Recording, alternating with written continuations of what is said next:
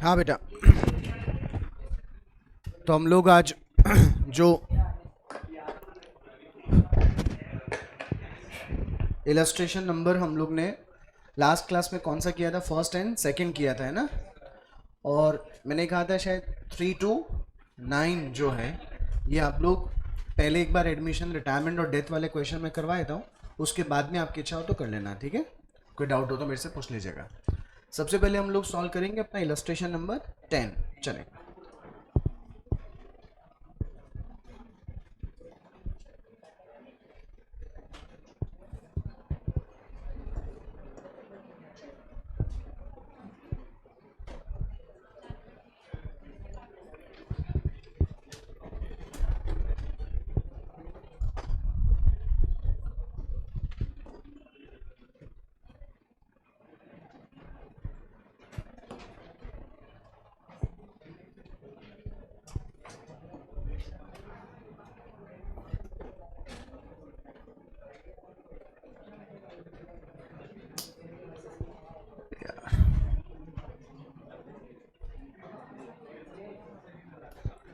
बेटा आप लोग अपनी बुक में देखिए, इसमें से वो डाउनलोडेड शायद डिलीट हो गया है सब कुछ।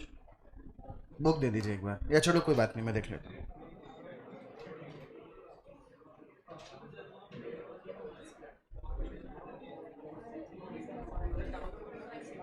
अरे बहुत टाइम लगता है, छोड़ो।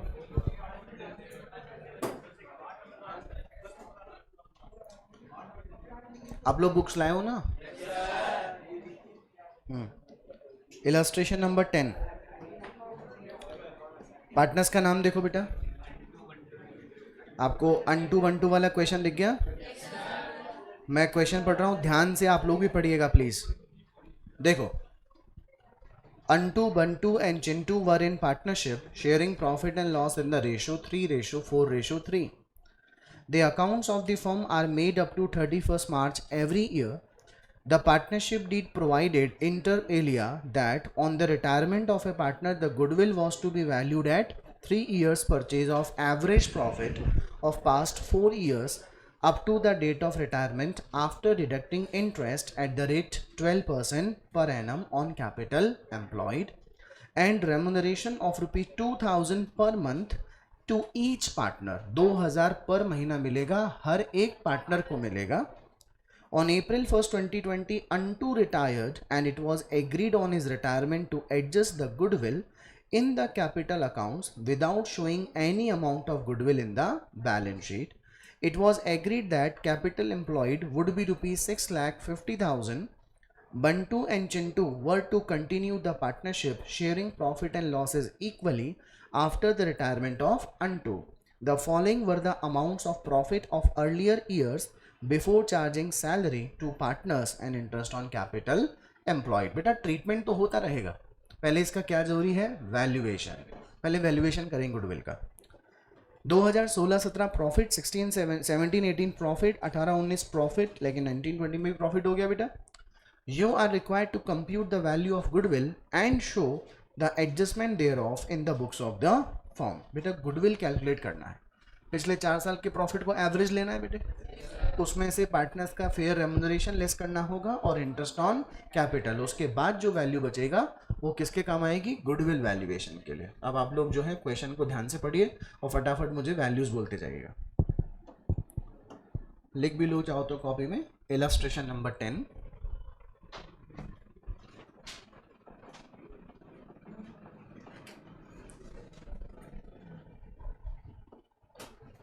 Calculation of goodwill.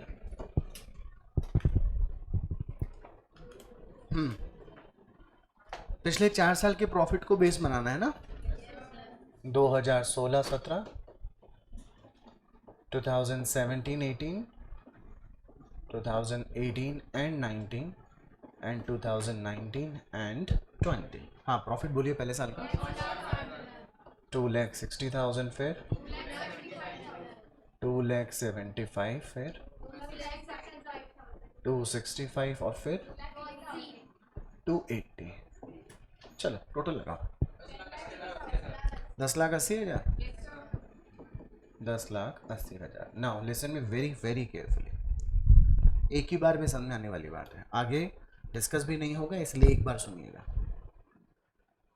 क्वेश्चन में पार्टनरशिप फॉर्म क्या पे करेगी पार्टनर्स को? रेमुनरेशन और इंटरेस्ट ऑन कैपिटल। ये प्रॉफिट जो है 10,80,000, ये 1 साल का है कि 4 साल का है? करेक्ट। हमें ऑब्वियस सी बात है, हर साल में पार्टनर को आईओसी देना पड़ा होगा, हर साल में रेमुनरेशन भी देना पड़ा होगा।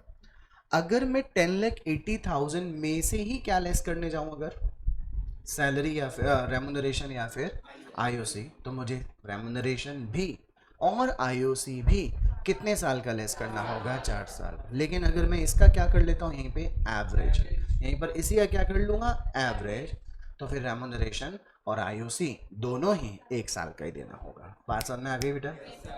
नाउ एवरेज प्रॉफिट्स,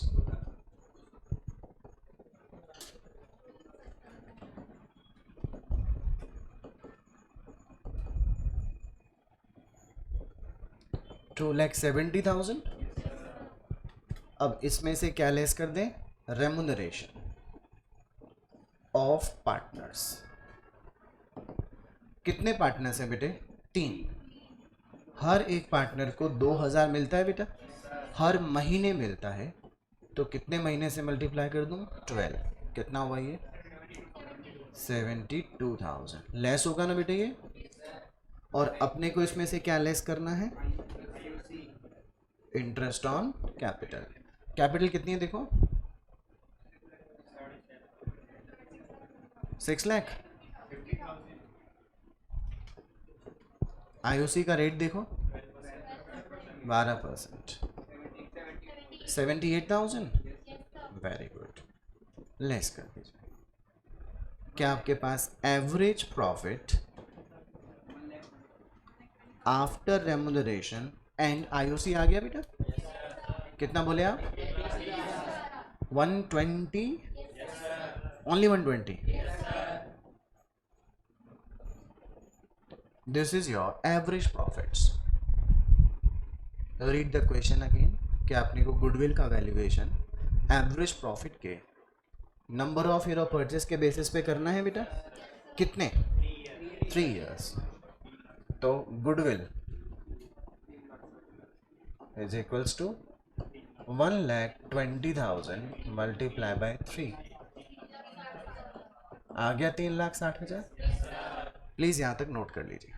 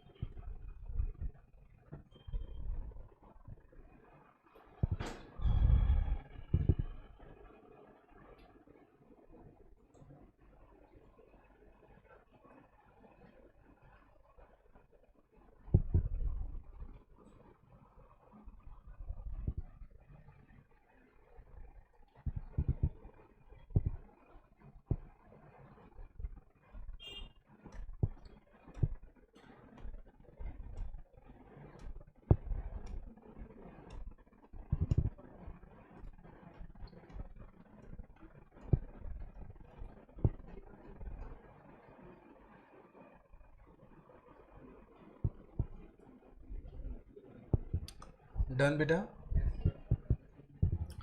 देखिए अब मेरा अगला काम क्या है इस क्वेश्चन में?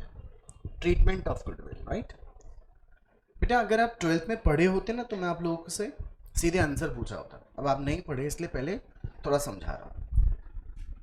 जब आप एडमिशन पढ़े थे 12th में तो आपने देखा था कि जब कोई पार्टनर फॉर्म में एडमिशन लेता है तो उसे एग्जिस्टिंग पार्टनर अपने प्रॉफिट में से कुछ शेयर सेक्रीफाइस करके उसके शेयर में उसको कंट्रीब्यूट करते हैं।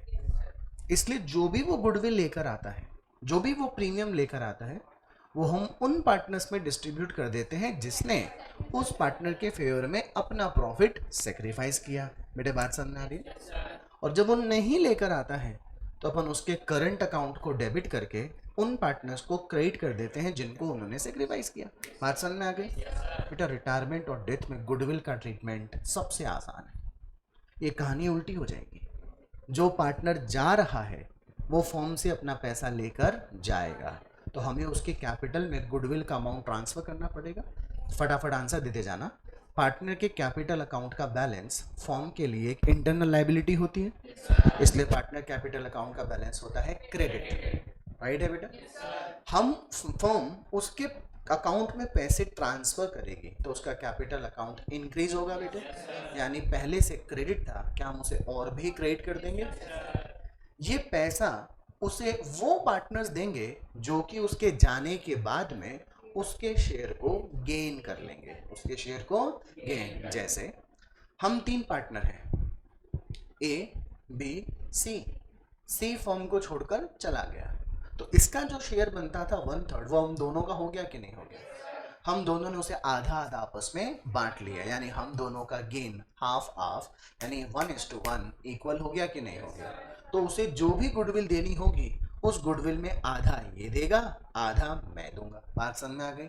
मेरी कैपिटल से पैसा निकलेगा तो मेरी कैपिटल डेबिट हो जाएगी, इसकी कैपिटल से पैसा निकलेगा तो इसकी कैपिटल डेबिट हो जाएगी, यानी A is capital debit, B is capital debit to C is capital. देखो एडमिशन में ये उल्टा होता था ना, C is capital debit to A to B, अब ये उल्टा हो रहा है इधर, A debit B debit C credit. बात समझ में आ गई?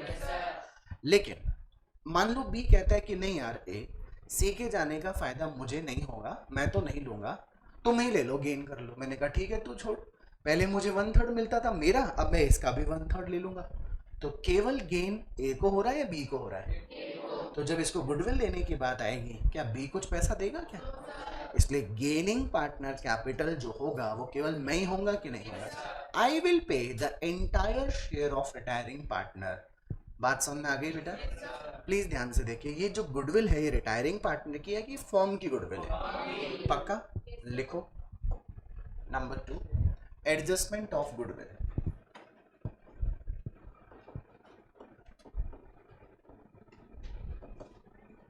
Adjustment of goodwill. सबसे पहले share of unto, who is outgoing partner? Unto.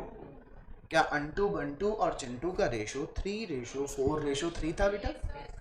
तो 3,60,000 मल्टीप्लाई बाय 3/10 बेटा 1,08,000 आया क्या?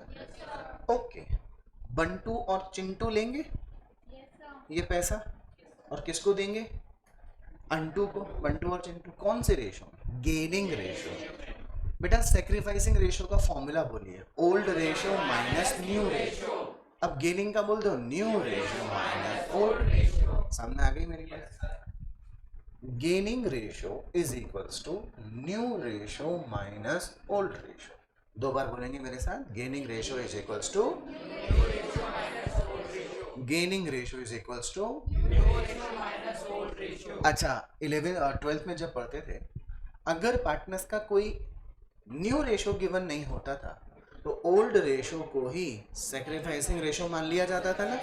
सेम यहाँ पर अगर बंटू और चिंटू का कोई नया रेशो गिवन नहीं होता तो बंटू और चिंटू का जो रेशो था वही उनका गेन रेशो हो जाता। बेटा शायद क्वेश्चन में कुछ लिखा है कि बंटू और चिंटू जो है वो रेशो इक्वली डिस्ट्रीब्यूट करेंगे क्या, यानी कि आपको नया रेशो 1/2 दिया हुआ है, तो सबसे पहले लिखेंगे बंटू, नया रेशो है 1/2 माइनस 4/10।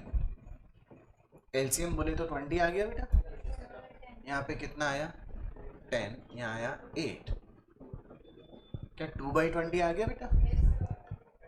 और अब चिंटू 1/2 माइनस 3/10, एलसीएम बोले तो यहाँ पे 10 माइनस 6 4/20 आया। क्या इन दोनों का गेनिंग रेशियो 2:4 1:2 हुआ कि नहीं हुआ? यानी कि 1,08,000 रुपए में बंटू से कितने लिए जाएंगे 1/3 और चिंटू से कितने लिए जाएंगे 2/3 और पूरे 1,08,000 किसको दिए जाएंगे अंटू को। समझ में आई मेरी बात। एंट्री बोलेंगे Bantu capital debit, Chintu capital debit to Antu capital. तो अंटू को तो कितने मिलेंगे 1,08,000। बेटा 1,08 का 1/3 निकालो, देखिए 36,000 और 72,000। क्या आप सभी को बात समझ में आई? कुछ भी ऐसा लगा कि यार पता नहीं रिटायरमेंट में क्या ही होगा? एडमिशन का ठीक उल्टा ही है रिटायरमेंट। अगर यहाँ पे अंटू इनकमिंग पार्टनर होता तो अपन बंटू और चिंटू का सेक्रीफाइसिंग रेशियो निकाले होते और पैसा लिए होते अंटू से। तो एंट्री होती Antu capital account debit to Bantu Chintu कौन से रेशियो में? सेक्रीफाइसिंग रेशियो में। ये कहानी उल्टी हो रही है। जाने वाला पार्टनर कौन? अंटू, तो उसको दे देंगे। किससे लेंगे? गेनिंग पार्टनर से। Bantu capital debit Chintu capital debit to Antu's capital account. Presentation आपको समझ में आ गई बेटे? वेरी वेरी गुड, लिख लो।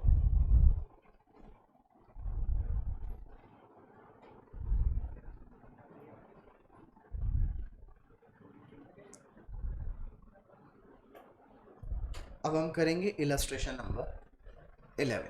अगर नोट नहीं किया तो कर लो, फिर करेंगे इलस्ट्रेशन 11। इलस्ट्रेशन 11 काफी बड़ा क्वेश्चन,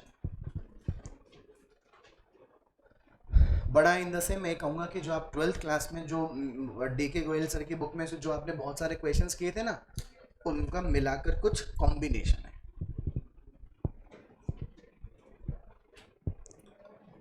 हाँ बेटा, अब तक तो नहीं आया एग्जाम में, लेकिन बेटा ये क्वेश्चन की प्रैक्टिस इसलिए करवाई जाती है ताकि हम लोग हर संभव क्वेश्चन के लिए क्या रहे? प्रिपेयर रहे। If you remember the practical question number 1 of depreciation chapter, कितना बड़ा क्वेश्चन, लेकिन जब वो क्वेश्चन कर लिया था तो मैंने आपको इलस्ट्रेशन नंबर 6 और 5 और ऐसा कुछ होमवर्क में 8, 9 कुछ करने को दिया था और प्रैक्टिकल क्वेश्चन 6 करने को दिया था। तो वो 3 क्वेश्चन करो और जाए सिंगल। तो आई वुड सजेस्ट कि वो प्रैक्टिकल क्वेश्चन 1 किया तो वो छोटे छोटे क्वेश्चन बहुत इजीली हो गए कि नहीं हो गए? Correct. Can we start reading illustration 11? बहुत शांति से पढ़ना, बहुत शांति से, अच्छे से एकदम। C U and A U, पहले कौन था? अंटू बंटू चिंटू। अब कौन है? सी यू और A U were in partnership sharing profit and loss in the ratio 5:3।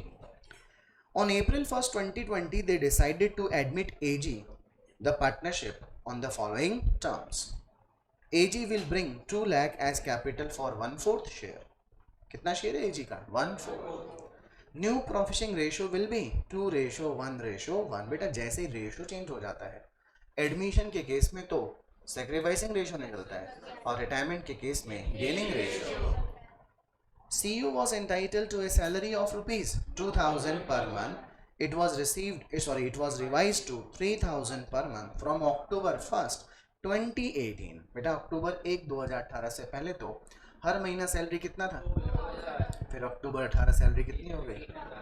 ध्यान रखना है इसको, है ना? आगे interest on capital was paid at the rate 8% per annum.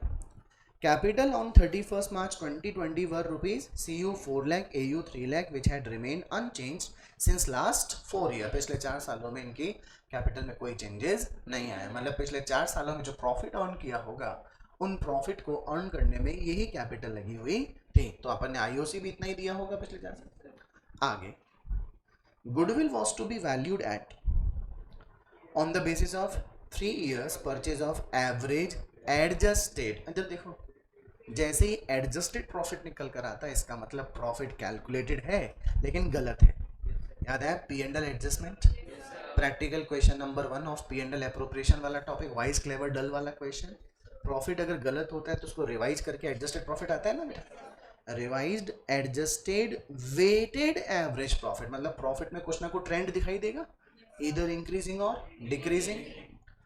The profit of the previous 4 years before charging IOC and salary to CU were 210, 260, 235. यहाँ तक पढ़ते हैं तो ट्रेंड नहीं दिखाई दे रहा, बीच में ब्रेक हो गया trend.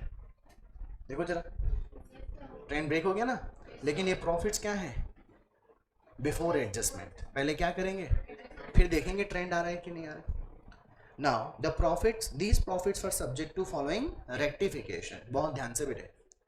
A machine costing rupees 40,000 purchased on October 1st, 2018 was wrongly charged to revenue. The machine was depreciated at the rate 20% per annum. On which method? WWD में. Okay बेटा. Stock on 31st March 2018 was overvalued by rupees 20. Closing stock overvalue था, तो जिस साल में closing overvalue होता है उसके अगले साल में opening stock overvalue हो जाता है. ओके बेटे, आगे देखो. There was a loss by fire amounting to rupees 10,000 in the year of 2016 and 17, which was not considered in trading account but correctly debited in the profit and loss. बेटा loss by fire की entry बोलिए. Loss by fire account debit to purchase. देखो loss by fire तो पेंडल का item हो गया, purchase trading का हो गया. मतलब लॉस बाय फायर को तो आपने डेबिट कर दिया था लेकिन परचेज को क्रेडिट नहीं किया, यानी परचेज नाम का खर्चा आपने कम नहीं किया. अगर परचेज नाम का खर्चा कम कर देते तो जो जीपी आ रहा होता वो ज़्यादा आता कि नहीं आता. आपने पेंडल में तो काम कर दिया है लेकिन जीपी को आपने इंक्रीज नहीं किया. Debtor as on 31st March 2020 included a bad debts of rupees 5,800. AG shall bring his share of goodwill in cash. You are required to calculate amount of goodwill AG is supposed to bring and journal entry for the same.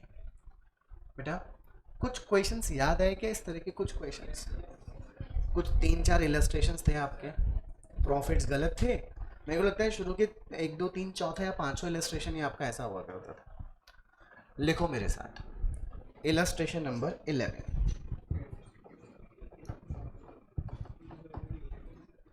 Statement of calculation of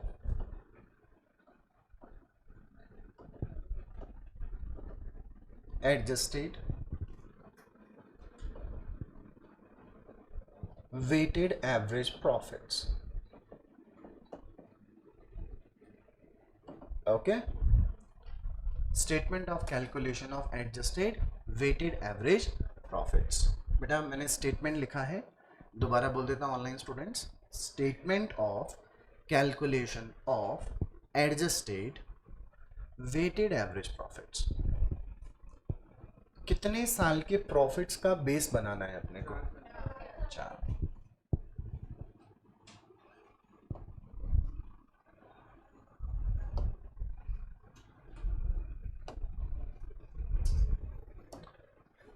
हाँ बेटा, कौन सा year?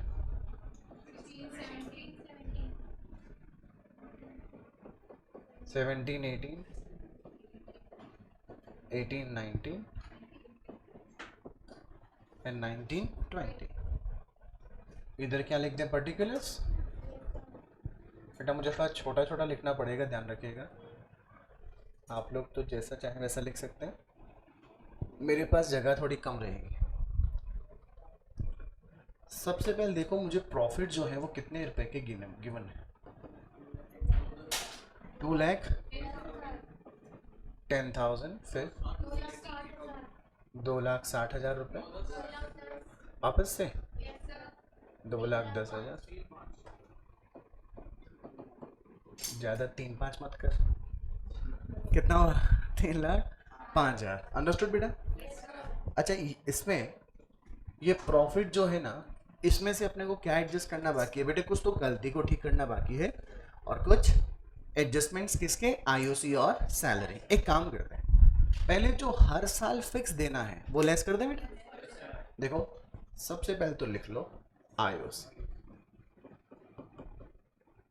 Interest on capital. देखो बेटा AU और CU. AU की capital देखो 4 लाख. नहीं, सीयू और एयू है. सीयू की है 4 लाख, एयू की है 3 लाख. 4 + 3 हो गया 7 लाख का रेट ऑफ इंटरेस्ट कितना है? 8%. क्या ये 56,000 आया? Interest on capital 56.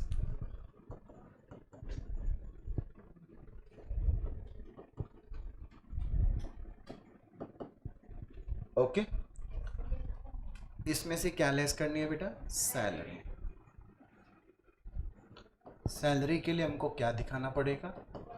Working note.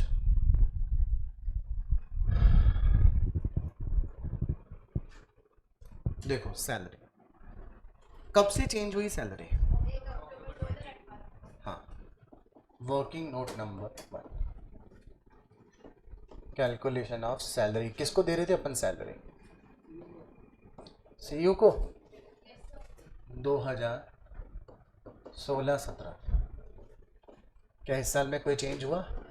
No sir. हाँ बेटा, 24,000 दिया था अपन ने 16-17 में। 2,000 दिया 16-17 में। 17-18 वापस से वही 2000 मल्टीप्लाई बाय 12। चेंज कौन से साल में हुआ? हाँ हाँ मैडम, आप बहुत दिनों बाद आए हो, तो थोड़ा ध्यान से देखो। 2018 और 19। अब 2018-19 में 1 अप्रैल 18 टू, या तो 30 सितंबर बोल दूं, 30 सितंबर 2018। बेटा ये कितने मंथ्स का पीरियड है? यहाँ तक तो कितनी सैलरी थी? तो कितनी हो गई? 12,000। सही तो बोला मैंने एकदम। और फिर सैलरी अक्टूबर 18 से 31 मार्च 19, कितना मंथ हो गया? 6 मंथ। 3,000 कर दिया क्या? कितना हो गया? 18। अरे 18,000। तो ये कितना हो गया? 30,000। ये कौन से साल की सैलरी हो गई? 2018 एंड 19। और अभी आखिरी साल कौन सा? हाँ जी, कितनी सैलरी? कितने मंथ्स की? क्या 36,000 हो गई बेटा? No, 24, 24, 30 and 36। सभी को बात समझ में आ गई? टोटल लगाने की जरूरत नहीं है बेटा, अपने को तो अलग अलग प्रेजेंटेशन देनी पड़ेगी ना।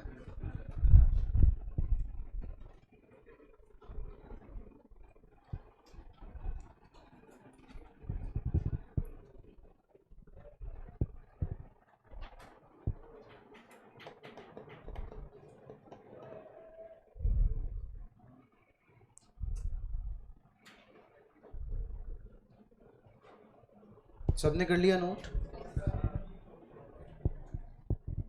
चलिए आगे चलते हैं। आगे देखो, अब आगे तो बेटा प्रॉफिट्स का एडजस्टमेंट हो रहा है कि नहीं हो रहा है?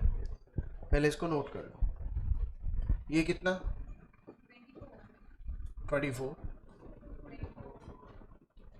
ये 30 और ये 36। एक काम करना बेटे, इनको ना ब्रैकेट से बंद कर देना।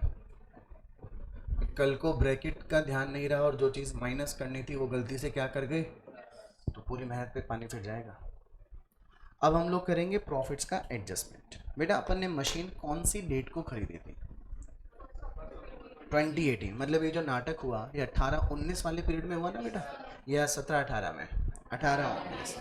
18-19 में अपन ने क्या खरीदी थी? एक मशीन। लेकिन जिसे अपन ने क्या कर दिया, खर्चा मान के P&L से चार्ज कर दिया। सीधे सीधे 40,000 रुपये से 18-19 का प्रॉफिट रिड्यूस हो गया कि नहीं?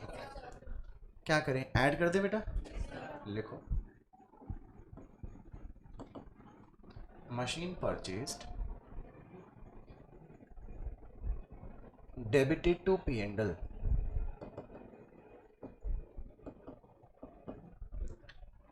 असेट को असेट नहीं माना, क्या मान लिया? एक्सपेंस। इससे आपका सीधा सीधा 40,000 से जो प्रॉफिट था बेमतलब रिड्यूस हो गया बेटा। अच्छा, अगर अपन इसको क्या मान रहे होते, असेट, तो अपने को क्या लगाना होता? कितना परसेंट? 20%। WDV मेथड से, क्योंकि अपन ने क्या नहीं मानी इसको, तो अपन ने क्या नहीं लगाया होगा। अब जब क्या मान ली तो फिर क्या लगाना पड़ेगा? डेप्रिसिएशन लगाने से प्रॉफिट रिड्यूस होगा बेटा। Depreciation on machinery at the rate, कौन सा मेथड? WDV method. बेटा पहले 18-19 में एसेट अक्टूबर 18 से काम में आई। अक्टूबर, नवंबर, दिसंबर, जैन, फेब, मार्च, 6 मंथ्स। आंसर देना। 40,000 का 20% कितना होता है? 8,000। ये तो 12 महीने का है, हमें कितने मंथ्स का निकालना है? 6 मंथ्स का। 4,000 हो गया। अच्छा, नाउ ये डेप्रीशिएशन जैसे ही लेस हो जाएगा तो एसेट की WDV कितनी रह जाएगी?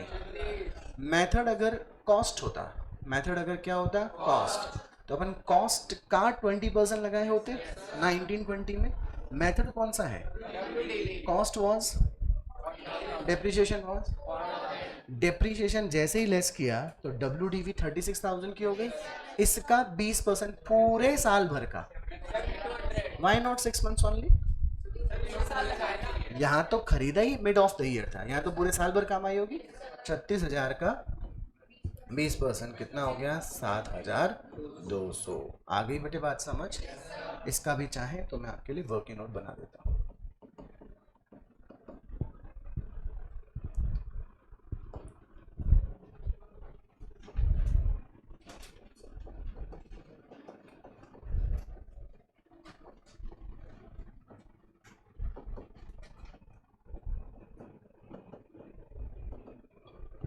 चालीस हजार का कितना परसेंट हुआ? कितने मंथ्स का? कितना हो गया? 4,000। WDV कितनी रह गई? फिर कौन सा ये रहा?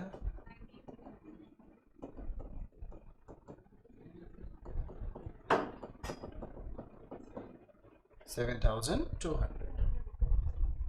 ये आपके लिए लिखा है मैंने, जब रिवीजन करेंगे एग्जाम होने से पहले तब आप लोग को थोड़ा हेल्प मिल जाएगा। All clear? नाउ बेटा बी पॉइंट, क्या 31 मार्च, अरे पहले नोट कर लो आराम से।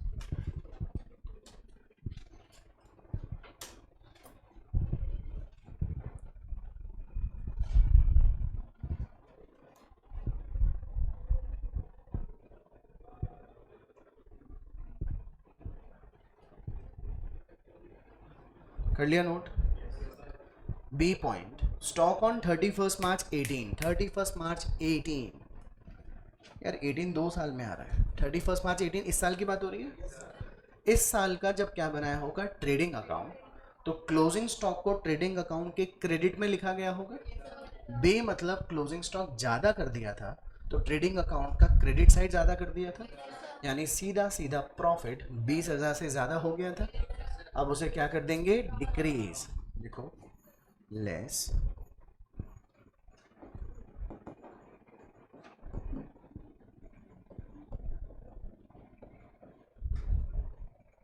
Closing stock over valued. Okay बेटे, लेकिन जो क्लोजिंग स्टॉक होता है हमारे इस साल का, जो क्लोजिंग स्टॉक है, क्या वो अगले साल का ओपनिंग स्टॉक होगा?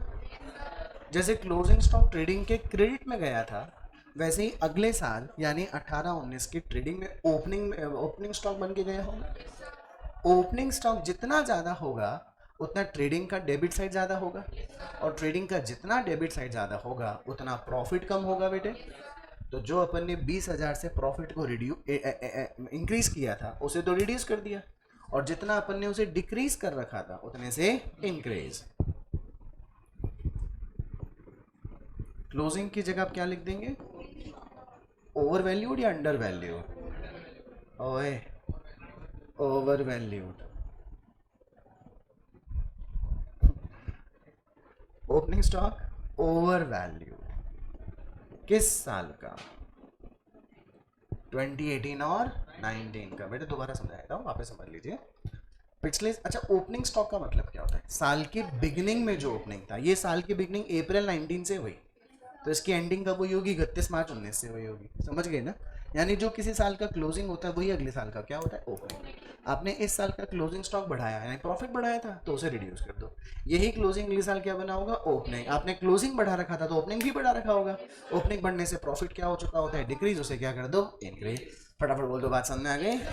Very good. Now please pick the entry for point number 6, sorry C, loss by fire. आप बोले loss by fire account debit to purchase, तो लॉस बाय फायर तो बुक्स में डेबिट हो गया होगा, लेकिन आपने परचेज को क्रेडिट नहीं किया, तो आपका लॉस बाय फायर लेजर में डेबिट हो गया। बस आप साल में क्लोजिंग एंट्री कर रहे थे तो आपने P&L account debit to loss by fire करके नेट प्रॉफिट को रिड्यूस कर दिया था, लेकिन क्या आपको परचेज को भी क्रेडिट कर देना चाहिए था?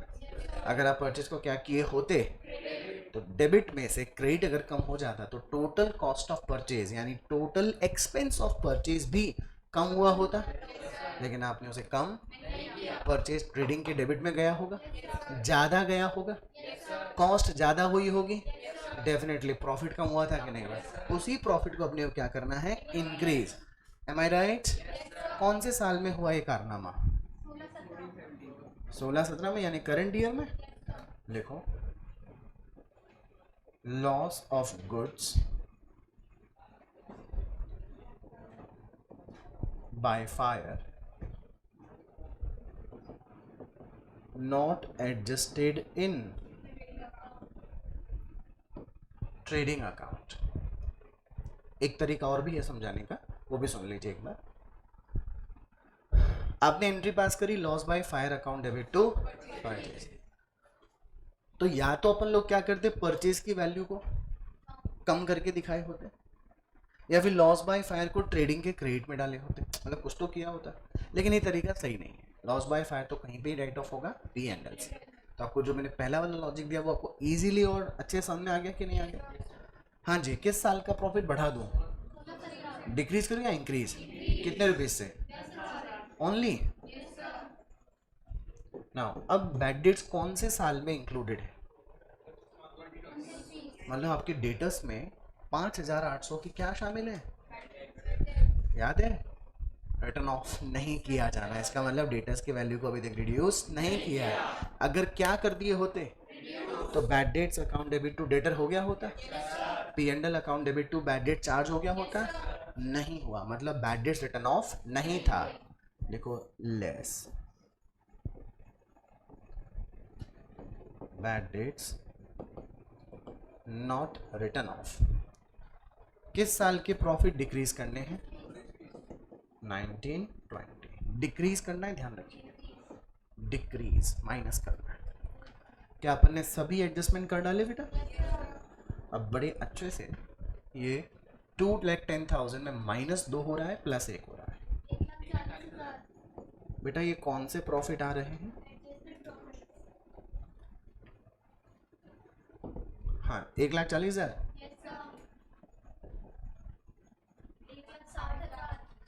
1,60,000, 1,80,000। ये देखा आपने, प्रॉफिट में एक ट्रेंड दिखाई दे दिया बेटा। कौन सा ट्रेंड आया? Increasing trend. Am I clear? अब अपन को क्या दे दें बेटे? वेट्स। क्या आपने वो क्वेश्चन में कहीं पर वेट्स गिवन है क्या? क्या सिखाया आपको मैंने? इंक्रीमेंटल ट्रेंड आता है, ध्यान रखिएगा हमेशा। वेट्स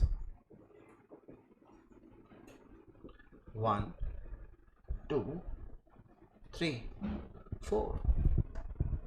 और क्या अब हमारे सामने वेटेड प्रॉफिट आ जाएंगे क्या? Weighted profits. जैसे ही प्रॉफिट को वेट से मल्टीप्लाई करेंगे, वी विल गेट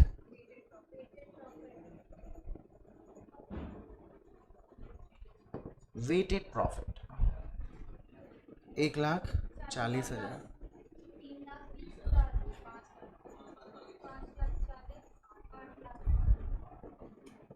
5,40,000। और फिर आई क्या बेटे बात समझ? इक्वेशन दिखने में लेंदी था बेटा, लेकिन बहुत इजीली हर एक चीज को कंसीडर करेंगे तो इजी हो गया क्वेश्चन। प्लीज यहां तक कंप्लीट कर लीजिए।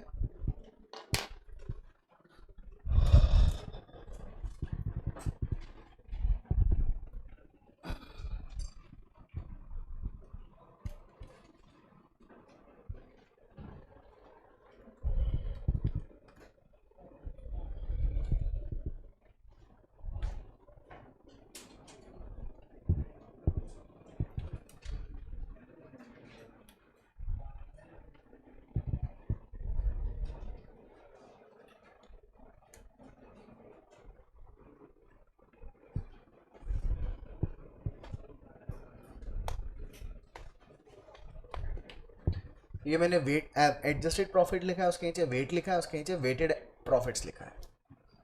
अब अगर मुझे इनका एवरेज करना है तो पहले मुझे वेटेड प्रॉफिट्स का टोटल लगाना पड़ेगा और उसे टोटल नंबर ऑफ वेट से डिवाइड करना पड़ेगा। So I will get weighted average profits. Are you done with writing? Okay.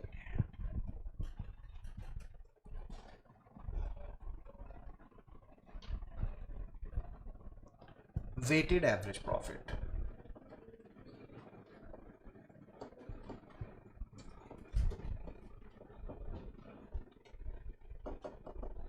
सभी प्रॉफिट्स का टोटल लगाओ 18 लाख। 1 40, 3 20, 5 40 और 80, सॉरी 8 लाख डिवाइड बाय 10 कर दो। क्या वेटेड एवरेज प्रॉफिट 180 आ गया बेटा? Okay. Now goodwill, weighted average profits which is 1,80,000 multiply by, is it 5,40,000? Well done. This is the value of goodwill of AG, a firm. Who is incoming partner? What is the share of AG? अच्छा पहले तो यहाँ तक note कर लो।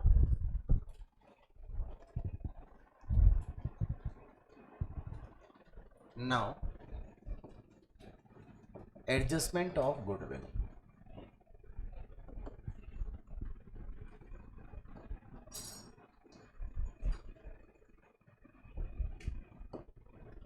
Share of AG 5,40,000 multiply by 1/4, 135. 1,35,000 is the amount of goodwill AG is supposed to bring. बेटा जैसे retirement में पैसा रिटायरिंग पार्टनर को दे रहे थे गेयरिंग पार्टनर से लेके, यहाँ पर नए पार्टनर से पैसा लेकर सैक्रिफाइसिंग पार्टनर को दिया जाएगा। सबसे पहले sacrificing ratio of CU and AU। बेटा सैक्रिफाइसिंग रेशो का फॉर्मूला बोलिए, old ratio minus new ratio. क्या ये फॉर्मूला आपको याद रहेगा? याद है? याद क्या रहेगा? Old ratio minus new ratio. पहले CU की बात करते हैं। CU का रेशो पहले कितना था? 5/8 माइनस 2/4। एलसीएम लिया तो 8 ले लिया अपन ने। 5 माइनस 4 1/8 आ गया। CU के बाद माइनस 1/4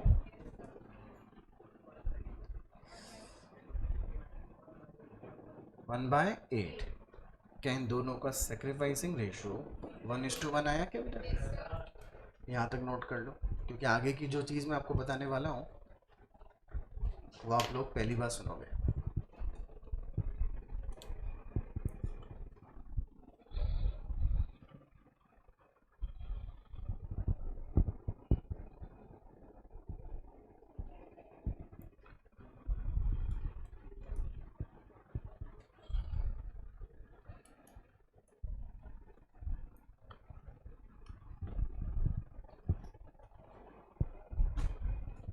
ट्वेल्थ क्लास में जब आप लोग पढ़े थे चैप्टर, तो आप एक एंट्री पास करते थे जब नया पार्टनर पैसा लाता था गुडविल के साथ, तो आप एंट्री करते थे कैश और bank account debit to new partners capital to premium for goodwill या टू गुडविल करते थे, है ना बेटे? फिर उसको गुडविल को डेबिट करके सैक्रिफाइसिंग पार्टनर्स में क्रेडिट करते थे, या प्रीमियम फॉर गुडविल को डेबिट करके सैक्रिफाइसिंग पार्टनर में क्रेडिट करते थे। ठीक है बेटा? ना ICI ने जो ट्रीटमेंट किया हुआ है वो कैपिटल अकाउंट के साथ ही किया हुआ है। मतलब वो bank account debit to new partner capital ही करता है, और new partner capital account debit to sacrificing partner ही करता है। कैसे? मान लो ये इसका सॉल्यूशन नहीं है, दूसरे का सॉल्यूशन। एग्जांपल, मान लीजिए 2 पार्टनर हैं A और B, और मान लो दोनों का सैक्रिफाइसिंग रेशो कितना है? 1:1। C 10 लाख रुपए तो गुडविल कैपिटल के ला रहा है और 2 लाख रुपए गुडविल के लाया, तो एंट्री क्या करेंगे? Bank account debit 12 lakh rupees to C's capital 10 lakh. 10 lakh to goodwill ना, कितना रुपीज? 2 लाख। फिर अपन इसी गुडविल को A में और B में, ये 2 लाख रुपए, ये 1 लाख रुपए और ये 1 लाख। एंट्री बोलिए, bank debit to C's capital to A's capital to B's capital हो गया। आईसीआई की मॉड्यूल में डेट एंट्री की हुई है bank account debit to C's capital. दोनों में डिफरेंस समझ में आया? यहाँ पे कैपिटल अलग थी, गुडविल अलग से थी। अब यहाँ गुडविल कैपिटल में इंक्लूडेड है ना, अपन गुडविल का पैसा कहाँ से ही निकाल लेंगे, कैपिटल से, और किसको दे देंगे, ए को और बी को। कुछ बात समझ में आई बेटा? अब ध्यान देखिएगा, सी नेट में क्रेडिट कितना हो रहा है, 10 लाख ही हो रहे हैं ना। एंट्री बोलिए, bank debit 12 lakh, C capital 10 lakh to A to B. Bank debit कितना, सी की capital 10 lakh to A to B. बात समझ में आ गई बेटा? पक्की बात समझ में आ गई? याद रखोगे? कुछ ज़्यादा चेंज नहीं करना पड़ा तुम्हें। जहाँ bank to new partner to premium for goodwill या टू गुडविल करते थे, फिर गुडविल टू ओल्ड पार्टनर करते थे, अब सीधा bank to new partner to old partner, sacrificing ratio. Please tell me yes no. याद रखोगे? करेक्ट। नाउ आपकी कॉपी में इसी के नीचे लिखो, कौन ला रहा है कैपिटल गुडविल का पैसा, ए जी। पहले एंट्री लिखिए गुडविल लाने की, बैंक अकाउंट 12th में होती तो क्या लिखते, टू गुडविल। अब यहाँ पे क्या लिख रहे हैं, टू ए जी कैपिटल। कितना लेकर आएगा वो, 1,35,000। और फिर ए जी से पैसा लेकर किसको दे देंगे, सी यू और A U. A G capital debit कितना, 1,35,000 to A U capital, sorry to C U capital to A U capital 67,500 और इसको भी 67,500। फटाफट बोलो बेटे, बात समझ आई आपको? कहाँ ला, कैपिटल कहाँ ला रहा है, लाया है क्या? लाया, कोई बात नहीं, एक काम करो फिर इसको 335 कर देंगे क्या? पर अपने से एडजस्टमेंट किसका मांगा था देखो, इसलिए मैंने वो करा होगा, है ना? नहीं उस करा होगा क्या, इसीलिए किया है मैंने। एडजस्टमेंट किसका मांगा है, गुडविल का। So I have done the part of goodwill. Otherwise आप बोलते हो कैपिटल का भी, तो मैं क्या बोलता, bank account debit to AG capital 335 then AG capital debit 135 to AU to CU और एयू। कैन आई अज्यूम आपको समझ में आ गया है? Well done. मॉड्यूल में सॉल्यूशन देखना एक बार, इन्होंने सीधे शायद bank account debit to CU और एयू किया हुआ है 67,500, ये थोड़ा और डायरेक्ट चले गए। कोई बात नहीं, जैसा मैंने सिखाया वैसा करके आना आप लोग। नहीं बेटा कोई गलत नहीं होगा। देखो मैंने आपको रेक्टिफिकेशन एक बात बोली थी, याद है? Rough copy, fair copy, journal, ledger, which account should be correct? थोड़ा खोपड़ी दौड़ाओ ना, ये गायब हो गया कि नहीं हो गया? लेजर में एजी का कैपिटल तो 2 लाख ही रहेगा कि नहीं रहेगा? बट हाँ, हम लोग स्टूडेंट लर्निंग एज में होते तो हम लोग क्या सोचते हैं, यार ऐसा थोड़ी होता है, ऐसा हम लोग क्या, हम लोगों ने भगवान किसको माना हुआ है, जर्नल को, है ना? अरे है कि नहीं? समझ में आ गई सबको बात? चलो last question, practical question number 3, sorry 1 है कि 2 है, क्या वो फर्स्ट है शायद, एक ही क्वेश्चन है इसमें। हाँ अच्छा देखो, एक में तो रिटायरमेंट कर दिया था, एक में एडमिशन दे दिया, अब साले को मार देते हैं। चलो पढ़ो, प्रैक्टिकल क्वेश्चन नंबर 1। देखो 3 पार्टनर है, वाइज, क्लेवर एंड डल। नाम भी ढूंढ ढूंढ के लाए हैं। पढ़े, Wise, clever and dull were trading in partnership, sharing profit and loss in the ratio 4:3:3 respectively. The accounts of the firm are made up to 31st December every year. The partnership provided inter alia मतलब related बातें लिखी हुई है यहाँ पे। On the death of a partner, the goodwill was to be valued at 3-year purchase of the average profit of the 3 years up to the date of death। लिखा है क्या? मतलब 3 साल कौन से, मरने वाले ईयर से पिछले 3 साल या मरने की डेट तक 3 साल? दोनों में डिफरेंस हो जाता है। अगर मरने वाले ईयर से पिछले 3 साल की बात बोलता है तो मान लीजिए मर रहा है 2019 में, तो फिर प्रॉफिट 18 के, 17 के, 16 के। मर रहा है 30 सितंबर 2019 को, तो 30 सितंबर से पिछले 3 साल। अरे सामने आ गई क्या बात? नाउ आगे, of the debt after deducting interest at the rate 8% per annum on capital employed and a fair remuneration of each partner, the profits are assumed to be earned evenly throughout the year. Okay, now partner की death कब हो गई? 30th June 19. Wise died and it was agreed on his death to adjust goodwill in the capital account without showing any amount of goodwill in the balance sheet. बेटा retirement पे जो entry सिखाई थी ना आपको मैंने, 1 2 Jintu account debit to Antu, वो यहाँ पर भी एंट्री होगी, उल्टी हो जाएगी पार्टनर्स के, पार्टनर से पैसा लेकर एक पार्टनर को पैसा देना है। It was agreed for the purpose of valuation of goodwill that the fair remuneration for work done by each partner would be रुपये 15,000 per annum। बोलकर भी पर मंथ मत बोल देना, पर एनम, सभी पार्टनर्स का नहीं, ईच पार्टनर का 15,000 है। एंड कैपिटल एम्प्लॉयड वुड भी रुपये 1,56,000, तो अपने को आईओसी कितना देना है? 8%। Clever and Dull were to continue the partnership, sharing profit and losses equally after the death of Wise। क्या क्वेश्चन में बाकी बचे पार्टनर्स का न्यू रेशो आया? जैसे ही रेशो चेंज होगा वैसे ही एडमिशन में सैक्रिफाइसिंग, रिटायरमेंट और डेथ में gaining. The following were the amount of profit of earlier years before charging interest on capital employed। 16, 17, 18, 19 you are required to compute the value of goodwill and show the adjustment thereof in the books of the firm। कहीं पर भी question में given है accounting year कौन सा है, क्या पता चल रहा है देखने पर? Calendar year. 16 17 नहीं दिया हुआ, 16 दिया है, 17 18 नहीं दिया हुआ, 17, यानी कि अकाउंटिंग ईयर कौन सा है? Calendar year. जनवरी से शुरू हुआ बेटा, एंड कब हुआ? 31 दिसंबर। Are you ready? पहले हेडिंग लिखो, हेडिंग बहुत इंपॉर्टेंट है इसकी। Practical question number 1, calculation of goodwill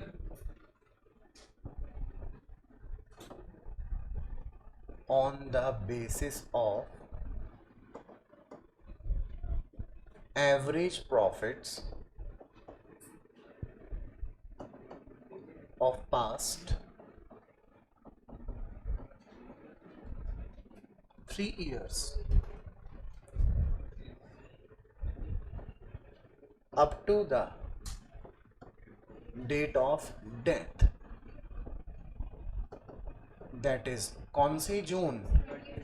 30 जून। कौन सा 2019? Okay everybody? नाउ डेथ कौन सी डेट को है? ये देखो इधर, इधर देखो इधर। हम लोग 2016, 17, 18, 19 से बढ़ रहे थे, आज कौन सी डेट आ गई? 30 जून। पार्टनर बोला अच्छा तो हम चलते हैं, चल दिया है पार्टनर, रोक नहीं सकते थे उसको अपन। पार्टनर की डेथ हो गई। अब इसे पीछे मुड़ के आज से कितने साल चलने हैं? तो ये 30 जून 2019 है ना, पहले 6 महीने उल्टा चलेंगे तो 1 जनवरी 2019 आएगी। फटाफट बोलो फटाफट। तो 2019 वाले साल का तो कितने महीने का प्रॉफिट लेना है? 6 महीने। Are you clear? अच्छा वैसे एक साल में कितने महीने होते हैं? तो ऐसे 3 साल में कितने महीने होंगे? यानी कि डेट ऑफ डेथ से पिछले 3 साल या 36 महीनों का प्रॉफिट लेना है। अभी मैं कहाँ खड़ा हूँ? इससे पुराने 6 महीने चला तो 2019 के 6 महीने आ गए। अब 2018 के तो पूरे 12 महीने ले लूँ, टेल मी यस नो। 2017 के पूरे 12 महीने ले लूँ, पक्का? लेकिन 2016 के 6 महीने। आ गई बात समझ? इजी बेटा। आपने बोला 2019 का तो कितने ईयर का प्रॉफिट? 6 महीना। अच्छा 2019 शुरू कहाँ से हुआ होगा? लिखो प्रॉफिट्स 1 जनवरी 2019 टू 30 जून 2019। ये कितने मंथ्स का प्रॉफिट आया? 6 महीने का। फिर 1 जनवरी 2018 टू 31 दिसंबर 2018, ये कितने मंथ्स का प्रॉफिट आया?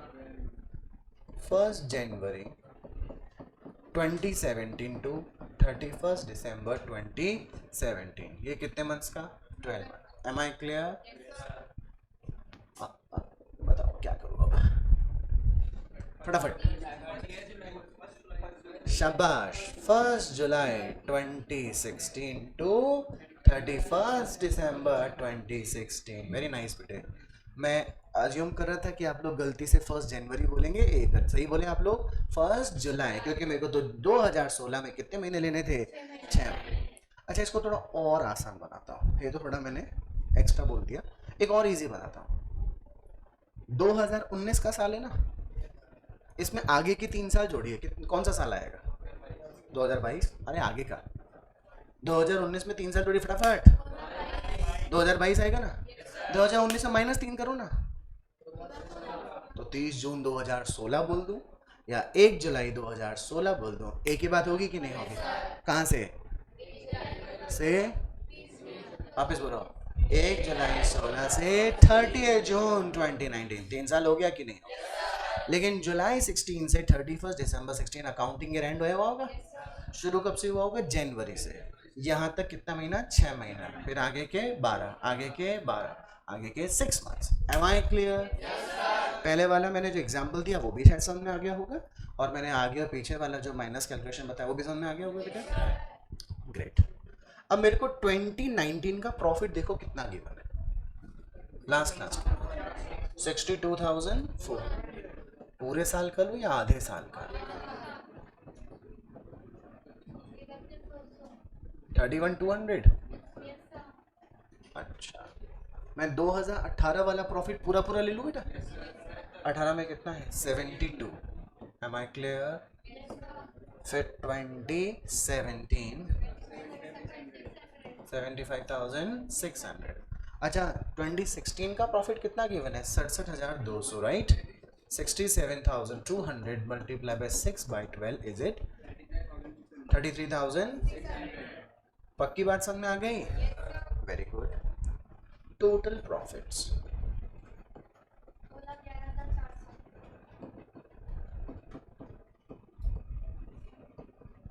11,400। अच्छा, अगर मैं जो इसी में से आईओसी, इसी में से रेम्युनरेशन लेस करूंगा, तो 3 साल के आईओसी 3 साल का रेम्युनरेशन लेस करना पड़ेगा। एवरेज प्रॉफिट बताइए। 2,04,400, 12,400। बेटा इसको माफ कर दो बेटे, ये जानबूझकर नहीं बोली, गलती से हो गया ना मैडम। अरे टेंशन मत, टेंशन मत।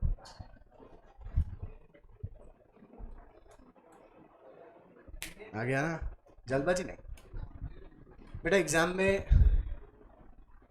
जल्दबाजी नहीं चलेगी, ध्यान रखिएगा। एक बार रीचेक कर लिया करो फाइनल आंसर क्या है।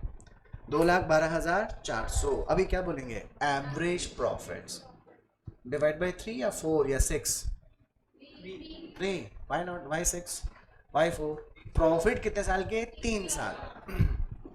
तो 2,12,400 डिवाइड बाय 3 ईयर्स 72,000, 70,800। अच्छा, इसी को मल्टीप्लाई कर दे क्या number of year of purchase? No, क्या देना बाकी है? Remuneration and IOC less remuneration 15,000 रुपए। कितने पार्टनर हैं? 3 पार्टनर। भैया ये 3 ईयर्स नहीं है, 3 पार्टनर्स है। कितना हुआ जी? 45,000 लेस आईओसी। कितनी कैपिटल? 156 का कितना परसेंट? 8%। 12,480 माइनस कर दीजिए, ये आ गए आपके average profit after remuneration and interest on capital. 13,320, 13,320। Am I clear बेटा? प्लीज नोट कर लो यहां तक, फिर आगे चलते हैं।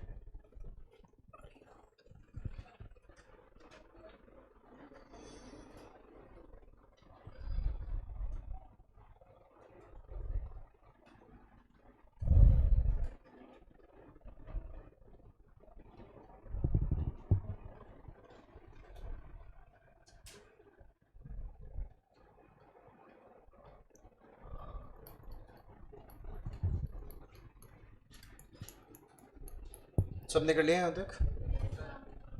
चलो अब क्या कंप्यूट करेंगे? गुडविल। हाँ चलो 13,320 multiply by how many years of purchase? बेटा इज इट 39,960? पहला ट्रीटमेंट हो गया बेटे, हमने गुडविल कैलकुलेट कर ली। अभी हमको क्या करना है? Adjustment of goodwill. ठीक है बेटा,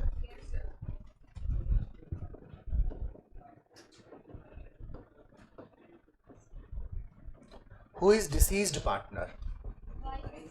वाइज। डिसीज का मतलब होता है जिसकी डेथ हो गई। Disease partner wise. Share of wise 39,960 multiply by क्या रेशियो गिवन है पहले से? 433। तो 4 + 3 + 3 7। बोलो 15,984 15,984 रुपए। एम आई क्लियर बेटा? अभी ये पैसा अपन किससे लेंगे? क्लेवर से और डल से। और किसको देंगे? कौन से रेशो में? Gaining ratio. Now gaining ratio of clever and dull. हाँ जी, gain ratio is equals to, अच्छा सेक्रीफाइस याद है ना? Old minus new. तो गेन का क्या होगा? New minus old. Clever, what is new ratio? 1/2 minus 3/10। बेटा पता है गेनिंग रेशियो 1:1 ही आएगा, क्योंकि 433 में क्लेवर और डल का 3:3 था कि नहीं था? पहले भी क्या था? इक्वल। अभी भी क्या है? इक्वल। चलो एलसीएम बोले तो 10। 5 - 3 2/10 आ गया बेटा।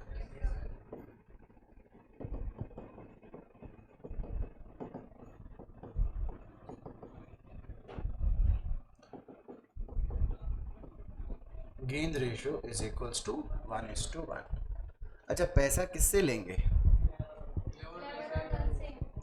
क्लेवर और डल।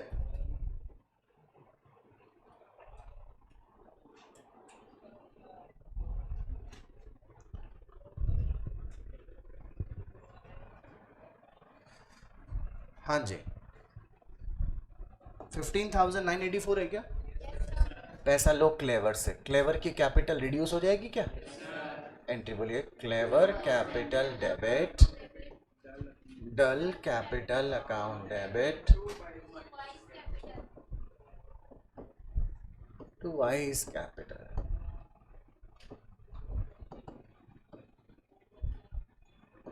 $15,984 तो अपन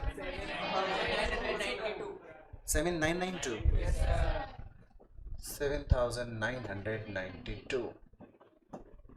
बी ऑनेस्ट, आया समझ? याद करो मैं कल एक बात बोला था सैटरडे के दिन कि इलस्ट्रेशन नंबर 3 से 9 बहुत छोटे छोटे क्वेश्चंस हैं। हम लोगों ने तो बहुत अच्छे अच्छे क्वेश्चंस कर लिए कि नहीं कर लिए? और पहले मुझे एडमिशन, रिटायरमेंट और डेथ मेरी तरफ से फिनिश कर लेने दो, उसके बाद तुम चाहो तो 3 से लेकर 9 के बाकी के छोटे छोटे इलस्ट्रेशन वर्बली भी देख लोगे ना, क्वेश्चन पढ़ के, तो भी तुम्हें सामने आ जाएगा बेटा। तो देखो मेरी तरफ से तो आज इतना ही फिनिश है। नया चैप्टर की शुरुआत कल से करें। कल पार्टनर को एडमिशन देंगे बेटे। पढ़ा है ना आप लोगों ने 12th में? तो be ready for so many questions. आपके 12th में भी और आपके फाउंडेशन में भी पार्टनरशिप का सबसे आसान चैप्टर है एडमिशन, इवैल्यूएशन, रिजर्व्स का डिस्ट्रीब्यूशन, गुडविल और बैलेंस सीडी काम कर। मज़ा आएगा आपको रिटायरमेंट में और डेथ में, दो कारण से। एक तो पढ़े हुए नहीं, और दूसरा क्वेश्चंस के लेवल भी फाउंडेशन से, फाउंडेशन में 12th क्लास के कंपैरिजन में बहुत अच्छे हैं। जेएलपी सुना है आप लोगों ने? जेएलपी, जॉइंट लाइफ पॉलिसी सुनी है कभी? जिनको पढ़ा दिया था क्लास में तो उनको तो याद होगा 12th में, जिन्हें नहीं पढ़ा उनको याद नहीं है। चलो मिलते हैं। ओ रिटायरमेंट के टाइम पे बताऊंगा बेटे, बहुत अच्छा टॉपिक है।